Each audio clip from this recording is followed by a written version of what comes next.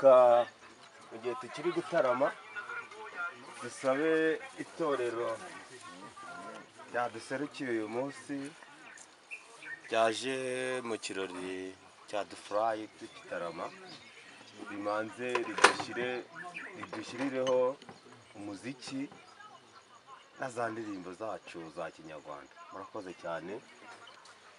ubwo duherukana ahangaha mwatubonye nk'abashabizi bashize ubwoba kandi ko tumeze uko turi intore kandi intore ntiganya ishaka ibisubizo. Twe dufite bya byuma hari haruguru byadundaga abantu bagateza ariko n'ubu ngubu turi bushize dukoresheje ibuni gusa. Reka nawe usabenya kuwa Kibogari ahaguruke neza mu nganzo ye n'abandi bahungu bamurikije nk'abangahe banze baturimbira igipimo cy'urukundo. Iyo tumaze gupima urukundo tukarwuzuza neza ubwo tunywa tukumva ko twakundanye. Naho ubu ntabwo twe twagakundanye. Uriya mugabo Gasongo ndamuzi ndamwibuka n'uwo cyane ko aracyandeba yaba ati kari akantu nakabyimbye gaha.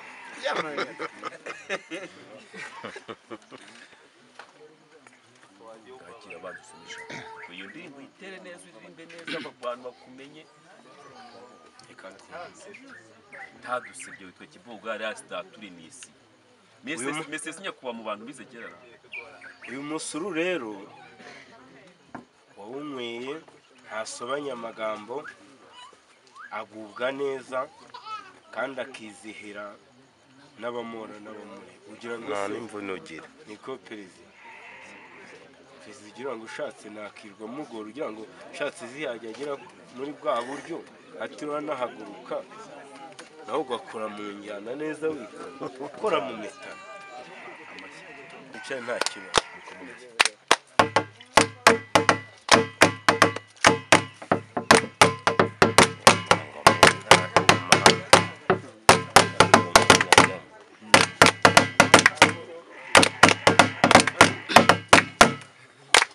Igipimo cy'urukundo cyiza kirarurije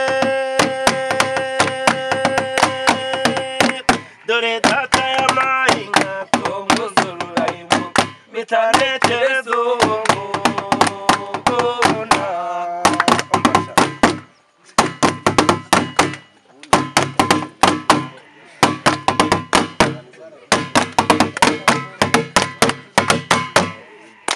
umubyeyi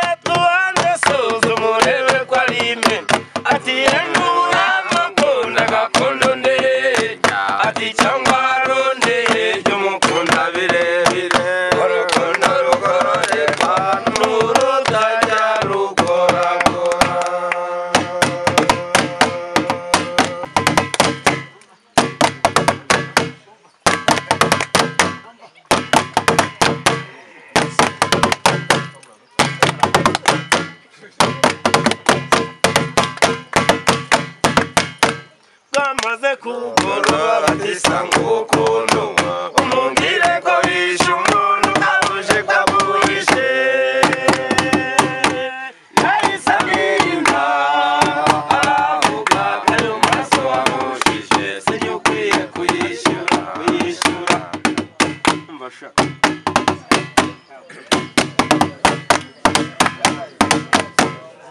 yogi wanyu